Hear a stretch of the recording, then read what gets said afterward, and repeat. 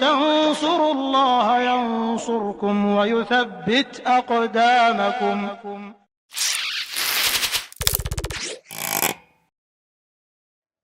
Nah, selanjutnya di dalam Al-Quran ada ayat lain yang menyebutkan juga permasalahan ini sekaligus membatasi kemutlakan di ayat yang pertama tadi dalam surat Hud. Ayat yang kedua adalah dalam surat Al-Isra. Ya, ayat ke-15 dan ke-16 atau 16 dan 17. Allah Subhanahu wa taala berfirman, "Man kana yuridul ajilata ajjalna lahu fiha ma nasha'u liman nurid thumma ja'alna lahu jahannama yaslaha madhmuman madhura." Barang siapa yang menginginkan balasan yang segera, menginginkan balasan yang segera, yaitu balasan duniawi dari amal-amal yang dikerjakannya, maka kami akan segerakan baginya balasan tersebut sesuai dengan apa yang kami kehendaki dan bagi orang-orang yang kami inginkan. Ternyata ayat yang pertama tadi dibatasi kemutlakannya dengan ayat ini. Kalau ayat yang pertama tadi kan, orang yang menginginkan dengan amal solehnya itu balasan duniawi, disempurnakan balasannya. Ayat yang kedua ini menjelaskan ternyata tidak semua dikasih. Allah akan berikan baginya balasan dunia yang diinginkannya sesuai dengan kehendak Allah dan kepada orang yang Allah inginkan.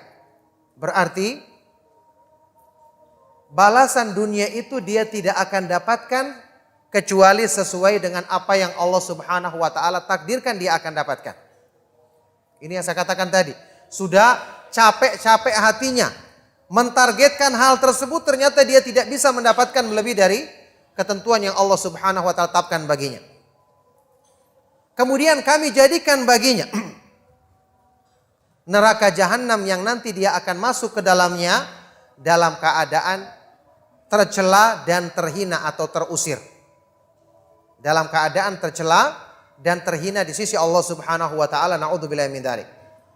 Nah, ini dua ayat yang menggambarkan kepada kita tentang buruknya ya niat duniawi dalam menjalankan amal-amal ibadah kepada Allah Subhanahu wa taala.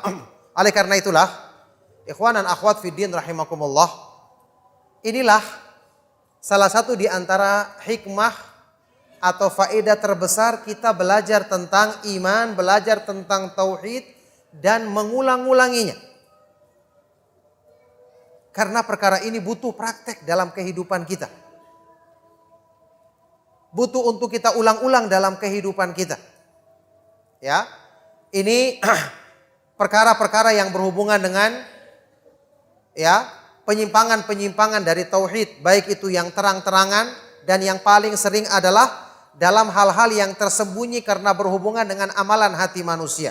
Makanya ayat-ayat Al-Quran ketika menjelaskan tentang banyaknya terjadinya penyimpangan syirik pada diri manusia, menegaskan akan hal ini bahwa pada kenyataannya di kalangan manusia kebanyakan mereka belum mengamalkan hal ini dengan benar. Allah Subhanahu wa taala berfirman di dalam Al-Qur'an, "Wa ma yu'minu aktsaruhum billahi illa wa hum musyrikun." Dan tidaklah kebanyakan manusia beriman dengan benar kepada Allah Subhanahu wa taala kecuali mereka dalam keadaan masih melakukan perbuatan syirik.